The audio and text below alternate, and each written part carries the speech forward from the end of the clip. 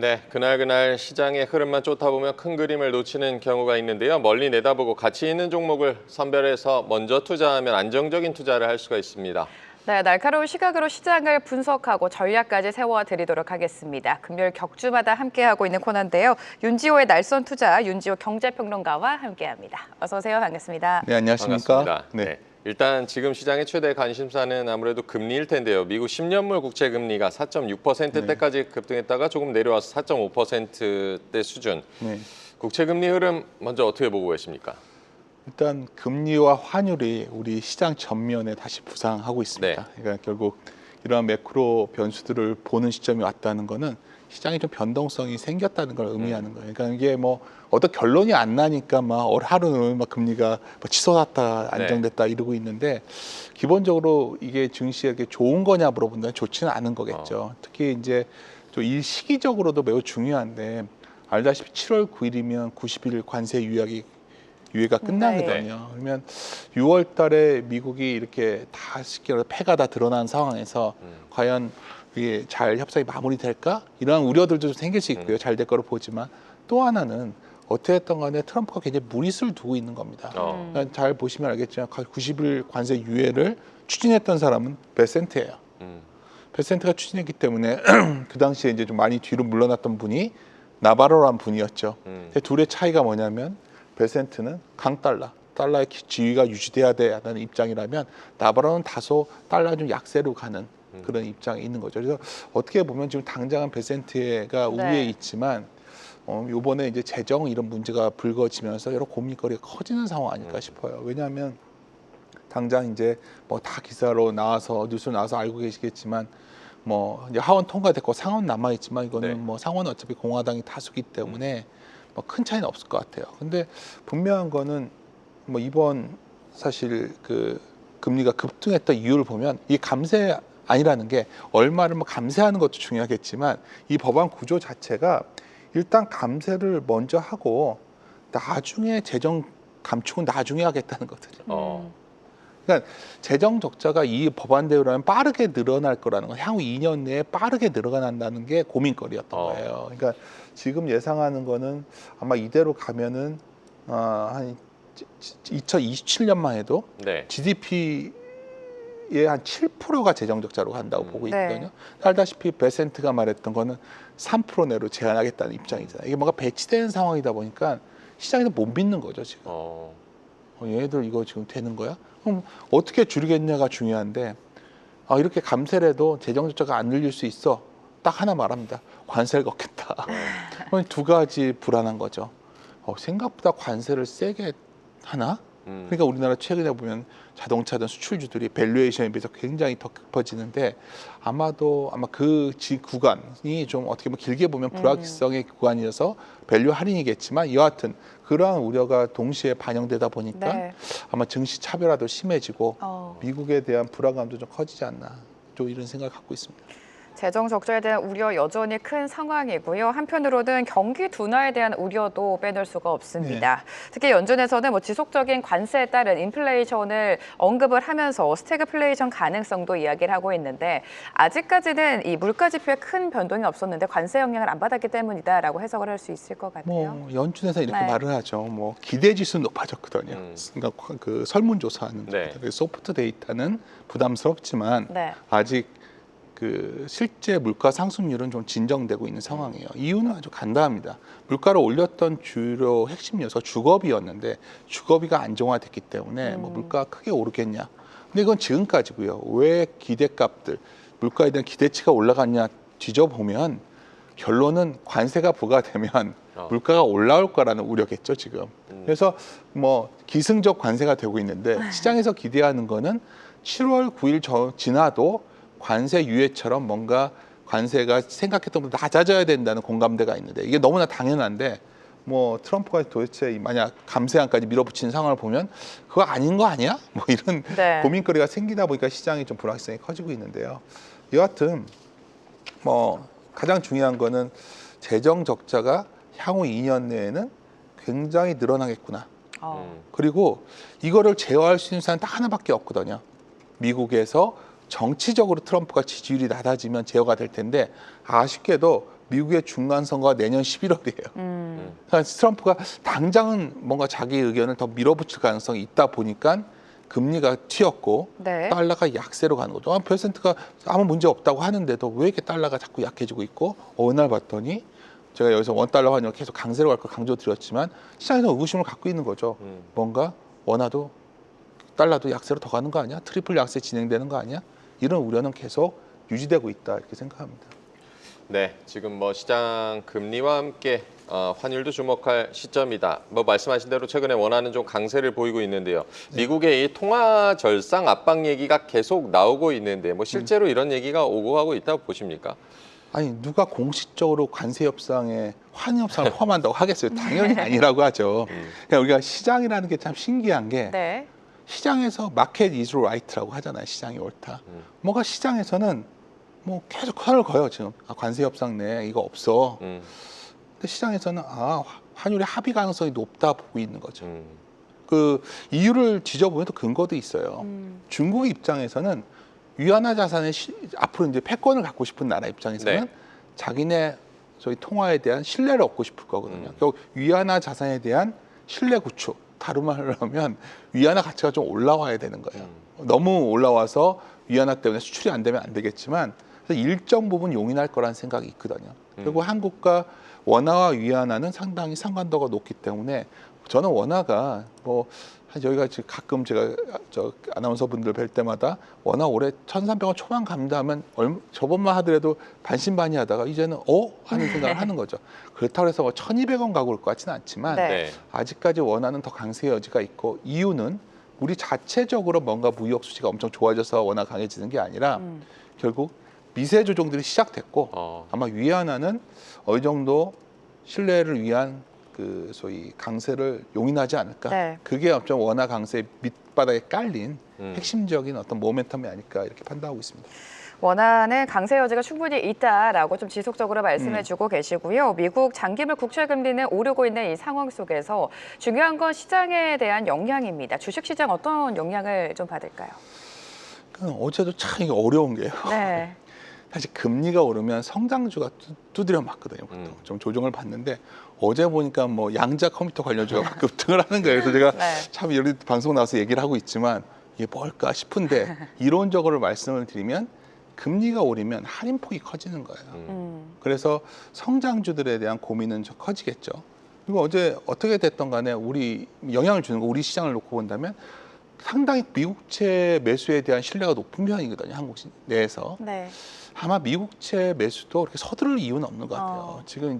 지금은 처음에 4.5 얘기하다가 이제 슬슬 뒤로 와서 뭐 10년물은 뭐 5%, 20년물은 5.5까지는 열어둘 수 있다 이런 말도 나오는데 제가 보기엔 이미 금리가 미국채 장기물들은 상당히 부담스러운 상황입니다. 이 정도 금리면 주식 투자를 할 때 상당히 뭔가 비교를 하겠죠. 채권 대비 수익률을 비교하게 되게 네. 고민이 되고 또 하나 문제는 사실 이러한 장기채 금리 상승이 미국만 그렇다는 게 아니에요. 그러니까 최근에 좀 재정 적자하면 좀 우리가 항상 생각하는 나라가 있죠.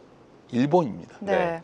일본이 지금 30년 국채가 2.96% 갔어요. 일본 하면 금리 엄청 낮은 걸로 알고 네. 있잖아요. 근데 사실 이 일본이 약간 미국과 다르게 용인을 하는 느낌이거든요. 윗단을 지금. 그래서 아마도 이 장기채 금리 상승 때 우리가 지난 40년간 항상 금리가 내려오는 걸 보다가 장기물들이 이게 금리가 이제 요동을 치니까 이거에 대해서 물론 그래서 치솟고 그러지는 않겠지만 뭔가 금리 수준이 계속해서 주식시장 상단을 가로막는 그런 요인이 될 것 같다는 생각을 갖고 있고요. 근데 우리에게는 이중적이죠. 한국 중심만 놓고 본다면 네. 다른 말로 하면 미국은 금리가 올라도 달러가 강해지지 않는 트리플 약세에 드디어 들어갔어요. 과거에 보면 좀 시장이 불안정해지면 다 미국채를 사러 들어가기 때문에 달러는 강해졌었죠.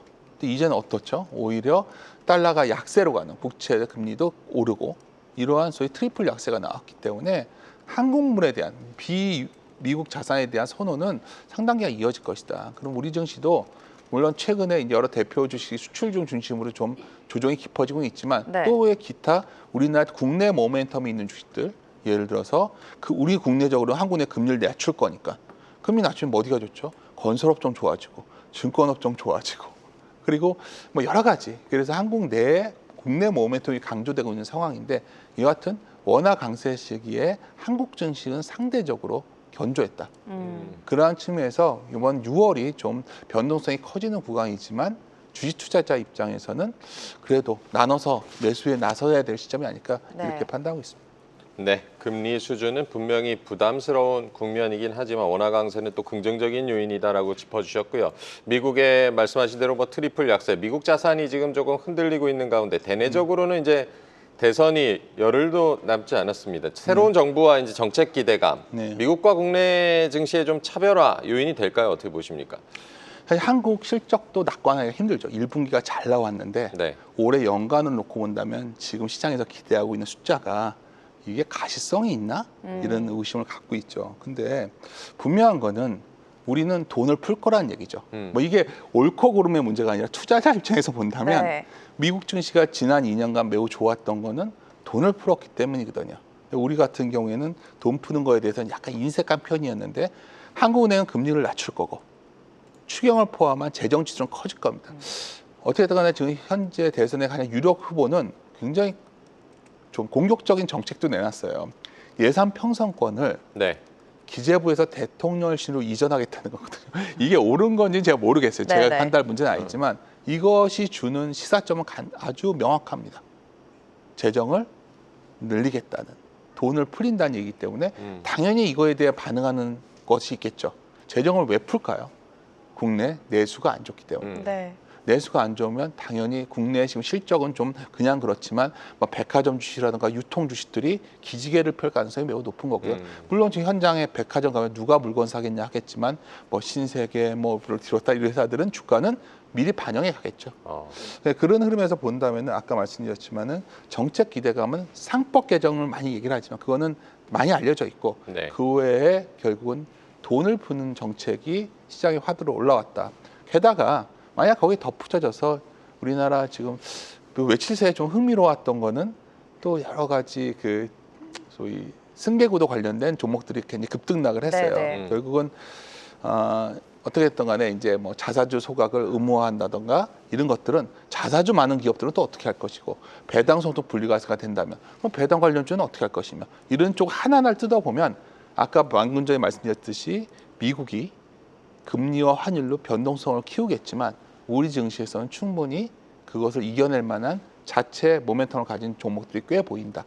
그런 것을 좀 오히려 시장을 디테일하게 바라봐야 되지 않나 판단합니다. 네, 워낙 내수가 부진합니다. 그렇기 때문에 신정부 출범을 앞두고 추경을 비롯해서 재정 확장에 대한 기대감, 유동성이 좀 풀릴 것이다라는 기대가 있는 상황인데 그렇게 된다면 현 시점에서 시장 안에서 우리가 눈여겨봐야 될 섹터 어느 섹터가 있을까요?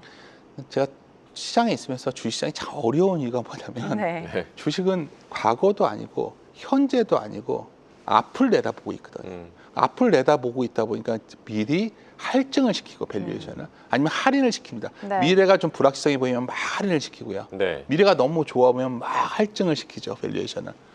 그러면 정책 기대감이 반영된 것들 오늘 제가 좋다고 말을 했지만 이것은 할증되어 있겠죠.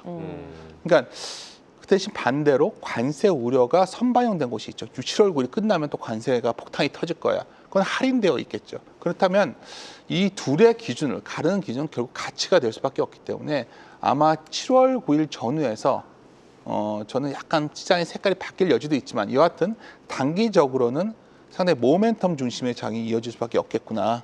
최근에 특히 여러 가지 미국의 금리 이슈까지 나왔기 때문에 자체 모멘텀을 가진 정책 기대와 관련된 종목들 이 시장을 선도할 것 같고요. 네. 그게 뭐 다들 알다시피 그 중에서 좀 밸류가 매력이 있는 건 그나마 전력 기계라든가 뭐 인프라 쪽에 관련된 것들 이것들이 그래도 밸류가 가치가 낮습니다. 다른 것들에 비해서. 근데 이제 또 하나는 긴 흐름에서 보면 극단적 우려가 반영된 것들이 있어요. 바로 수출주들이죠. 네. 뭐 예를 들어서 이런 거예요. 예를 들면 화장품을 예를 들면 뭐 이 미국 관련 노출이 그 기업들이 되어 있는 기업들이 굉장히 많이 올랐어요. 네. 그래서 ODM 업체인 코스맥스만 막 올라가고 그 외 중소업체들이 올라갔는데 반면에 아마 중국 모멘텀이 좀 강했던 업종들은 끝없이 할인되어 있거든요. 그런 업체들이 있습니다. 근데 최근 들어서 뚠퉁굴퉁 그런 회사들도 움직이고 있다는 거죠. 그러니까 시장은 이 둘의 극단에 있는 것 중에서 위의 것들에 대한 비중은 지금 좋지만 조금 줄여가지고 밑에 있는 소위 할인되어 있는 것도 좀 눈여겨볼 필요가 되는 시기가 되었다 보고 있습니다. 그래서 뭐 주도주를 시장 비중을 그때를 크게 확대를 가져올 수는 없지만 사실 방금 전에 이제 건설 얘기했어요. 네. 네. 근데 제가 보고 있으면 저희가 이 방송에 나와서 가끔 건설 얘기를 했었는데 하반기 정책 모멘텀 생각해 보면 좋게는 알겠는데 좀 너무 이제 빨라지고 있다는 거죠. 그러면 이미 올라선 주가랑 실제 정책에 대한 불확실성이 또 부닥칠 수 있겠죠. 우리는 어떤 정책이 나올 거로 막 기대하고서 주가를 땡겼는데 뭐 재생부터 해가지고 원전도 땡겨 왔는데 사실 이 불확실성이 실제가 현재화되냐? 이거에 대한 고민도 아마도 6월 이후에 시작될 네. 것 같습니다. 그러니까 이걸 잘 뭐 어떤 어감 차이인지 느낄지 모르겠지만 다시 말씀드리면 할인 또는 할증 메커니즘을 잘 이해하셔가지고 지금은 할증되는 게 단기적으로 좋지만 할인되어 있는 것들도 시선을 돌려야 될 시점도 네. 다가오고 있다. 미리 준비해야 된다 판단하고 있습니다. 네, 이 기대감들이 현실화되는 과정에서 가격 조정이 있을 수 있다는 점도 좀 유념을 하셔야겠습니다. 주식시장 뭐 개선 조치들도 대선 공약으로 좀 관심을 갖고 있고 특히 뭐 상법 개정 이미 뭐 시장에 알려진 네. 이슈다라고도 해주셨지만 주주 가치를 높이기 위한 이런 제도들이 시행이 된다면 시장에는 영향은 당연히 긍정적으로 보시겠죠. 그렇죠. 근데 아까 말씀드린 상법개정 너무 많이 말을 했었고 저는 오히려 그런 고민이에요. 제가 이제 최근에 이렇게 우리 증시가 상대적으로 견고함에도 불구하고 외국인들이 돌아올 기미가 없단 네, 말이에요. 네. 그러면 이제 외국인들이 도대체 얼마나 비중을 갖고 있냐 고민을 해보면 올해 5월 기준으로 약 31%입니다.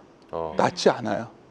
근데 문제는 2010년대 이후부터 한 28에서 36% 사이에 있었거든요. 네. 그럼 여기서 일부 좀 사 들어갈 여지가 있는 거죠. 그러니까 비중으로 최하단은 아니라는 얘기를 드리고 있는 거예요. 그러면 외국인 수급이 어떻게 해야 개선될까요? 그러니까 지금 전 세계 자산의 흐름을 보면 흔히 패시브와 액티브 자금이라는 표현을 써요. 막 네. 매니저가 막 이게 좋은 걸 샀다 팔았다 하는 액티브 자금이 있는가 하면 그냥 돈을 쭉 그 나라가 투자가 결정나면 패시브 자금이 쭉 들어오거든요. 근데 제가 봤을 때는 그 최근에 패시브 자금 제가 이게 앞으로 하반기에 이게 되게 중요하다 보고 있는 건데 만약에 이제 유력한 대선 후보가 MSCI 선진국 지수 편입을 굉장히 목표로 두고 있다는 걸로 내부 정책이 돼 있는 걸로 알고 있어요. 그러니까 패시브 자금이 들어오기 위한 선제 조건이거든요.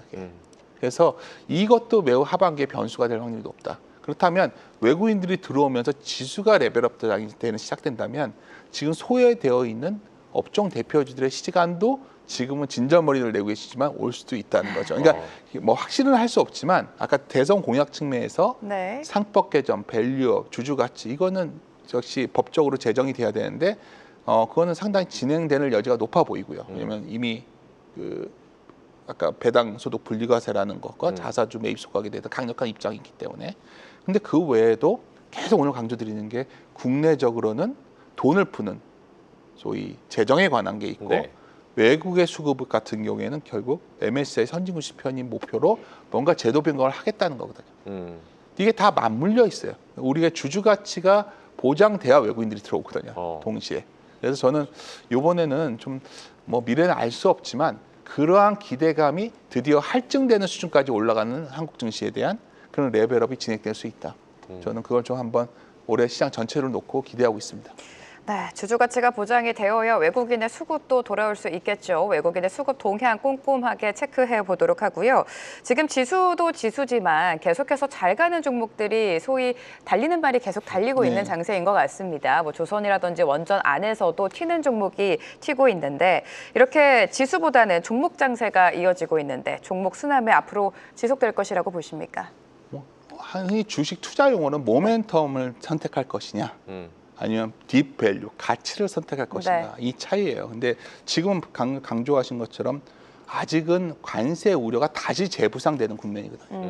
그러니까 7월 9일 유예가 끝나고 난 뒤의 그림에 대해서 아직까지 다양한 의견이 나오고 있기 때문에 그때까지는 현재의 차별화된 흐름, 모멘텀적인 흐름이 강화되겠죠. 근데 아까도 잠깐 언급을 드렸지만 모멘텀이 강한 것 중에서도 상당히 선별해야 되는데 어떻게 됐든 간에 뭐 전력기기 이런 것들은 상당히 뭐 필요하니까 성장률이 좀 나오고 있기 때문에 여전히 또 인프라도 오늘 뭐 건설주를 움직이는 배경 중에는 주택도 있지만 인프라 관련된 건설주도 있거든요.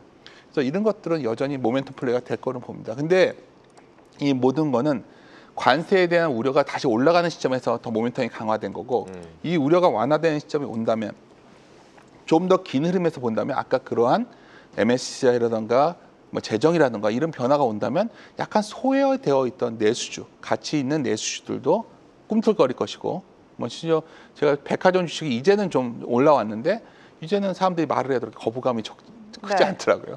그런 것도 있지만 동시에 우리나라 수출 대표주도 원화 약세에다가 쉽게 말해서 관세 우려의 직격탄이 있는 그런 소위 수출 대표주들, 반도체, 자동차들도 결국 긴 흐름에서는 밸류 중심의 접근이 될 것 같고 그의 가장 중요한 맥점은 극단적 우려가 반영되는 시점이 아닐까.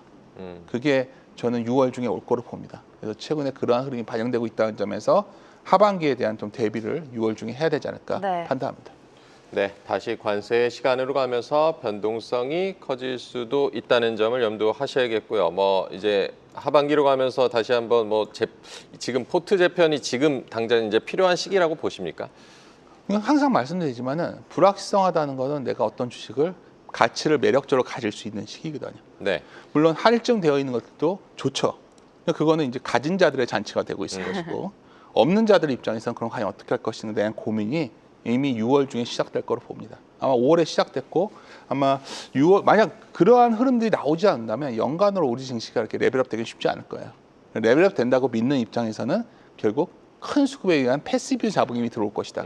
패시브 자금이 유입될 때 무엇을 살 것이냐 이런 고민이 하고 있습니다. 만약에 이제 포트 재편을 한다면 어떤 섹터, 어떤 기업들을 저희가 좀 눈여겨봐야겠죠? 패시브 자금은 시총 상위로 사는 겁니다. 지수를 사는 거기 때문에 네. 그럴 때 외국인들이 들어오면 지수가 전반적으로 올라가는 거죠. 그래서 그러한 시장이 올 거냐에 대한 고민이 있죠. 최근에 한국의 패시브에 대한 어떤 매력은 적어진 상황이니까. 하지만 계속 강조드리는 게 원화 자산이 강해지는 시기에 보통 패시브 자금이 들어왔습니다. 그리고 중요한 거는 결국 우리가 MSCI 입장에서 선진국 편입의 기대감이 생겨야 들어온다는 거죠. 편입된다고 해서 그때 들어오는 게 아니라 그 전에 이미 포트를 좀 변경을 시켜놓거든요. 그래서 네.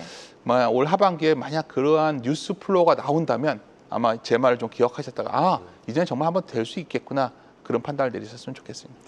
네, 현재 뭐 여러 가지 매크로 이슈도 있고 변동성이 큰 상황이기 때문에 현금을 보유하는 것도 하나의 전략이다라고 말씀하시는 분들도 있을 텐데 어떻게 보고 계십니까? 그러니까 항상 강조드리는 게 현금 100% 현금으로 하는 거는 정말 좋은 판단은 아니고요. 네. 할 수 없으니까요. 뭐 설령 한번 급락을 하더라도 일정 부분 주식을 하기로 했다면 유지해야 된다 보고 있는데 제가 봤을 때는 약간의 현금 보유는 좀 필요한 시기 같습니다. 왜냐하면 6월을 떠나서 7월 9일 이전에 아마 관세라든가 트럼프가 지금 당장 제일 걱정되는 건 하나예요. 지금까지는 베센트의 말이 통했단 말이에요.